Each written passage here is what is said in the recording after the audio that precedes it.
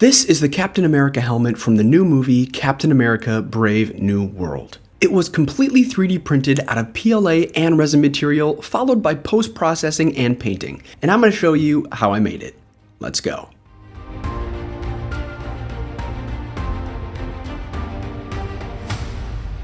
What's up you guys, my name is Mark and welcome to my channel. I purchased these files from the DO3D website and will have a link in the description below. Personally, I love the look of this new helmet, especially in the gloss white finish. I think Marvel did a great job differentiating it from Steve Rogers' helmet while bringing nostalgia back and making it fit into Sam Wilson's character. Honestly, in my opinion, all around, good job. Now, if the movie's good, no idea yet.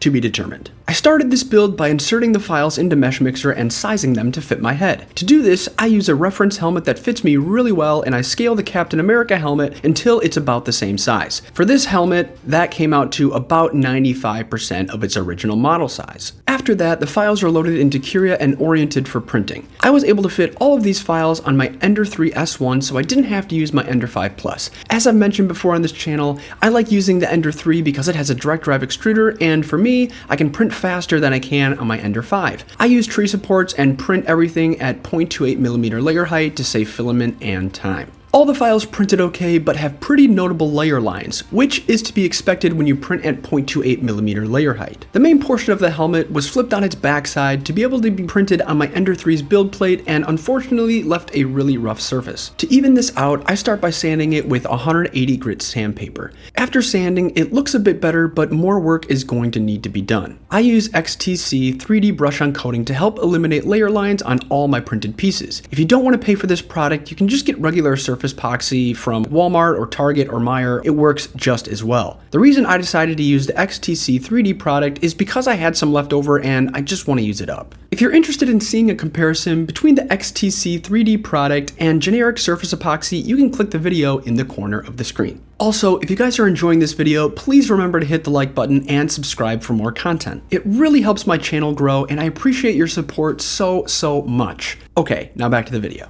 After the brush on coating is cured and dry, I sand all the parts with 240 grit sandpaper. This is the most tedious part of the build and honestly, it's not super enjoyable. I usually put my headphones on and spend an hour or two sanding before I'm satisfied with the results. After sanding, there are still some prominent layer lines, but it's a lot better than what I started with. Next, I coat all the pieces with 2 layers of Rust-Oleum's filler primer. As you can see, the primer helps with some of the small layer lines, but the larger divots still need to be filled in. To take care of these bigger imperfections, I use Dolphin 1K putty. This stuff is awesome. I used to use Bondo, but once I found this stuff, I've never gone back. It's easier to apply, sticks a lot better, and does great with sanding. I fill in all the crevices and large layer lines I can find on the helmet, and once dry, I sand it down with 360 grit sandpaper. After that, I apply another layer of filler primer and sand the helmet with 1000 grit sandpaper, working all the way up to 3000 grit. As I move up in grit size, I incorporate wet sanding to help keep the paper from clogging. This, once again, takes a really long time, but it's worth it to get a smooth surface. If your surfaces aren't smooth before applying paint, every single imperfection will show up. As you can see from the DO3D website, the helmet is mainly white with some silver accents. It will be easier for me to mask off the smaller silver areas with tape after they're painted. So I start by putting down a coat of metallic silver from Rust-Oleum. After the paint is dry, I use frog tape to mask off the portions of the mask I want to keep silver. I use an X-Acto knife to create defined boundaries and cut off the excess tape.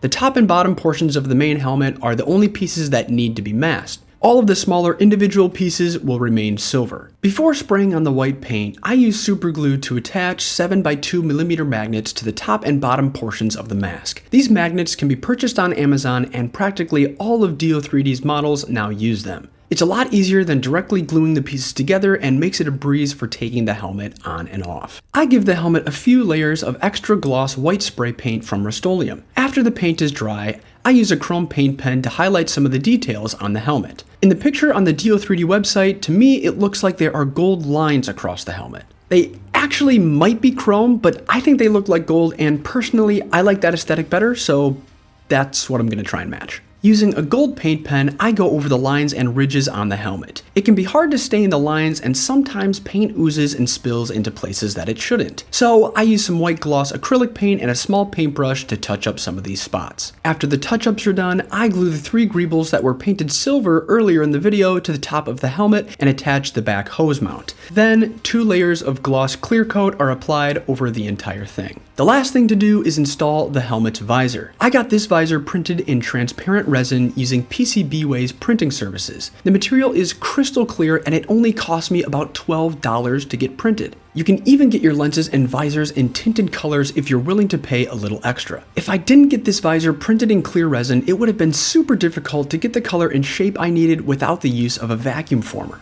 I know most people don't have access to a vacuum former, so using transparent resin is a fantastic and really cheap alternative. I attach the visor to the inside of the helmet using super glue. The lens for this Captain America helmet is supposed to be red per some images I saw online, so I cut some red window tint in the rough shape of the visor using a spare piece I printed in PLA. After it's cut, I glue it to the inside of the helmet behind the lens. Here is a quick video of me putting on and taking off the helmet. The top and bottom pieces of the helmet are really easy to take on and off, and the hose on the side just pressure fits into place. Scaling this helmet to 95% of its original file size was a really smart choice because it fits my head perfectly. And after all that is finished, here is the final result.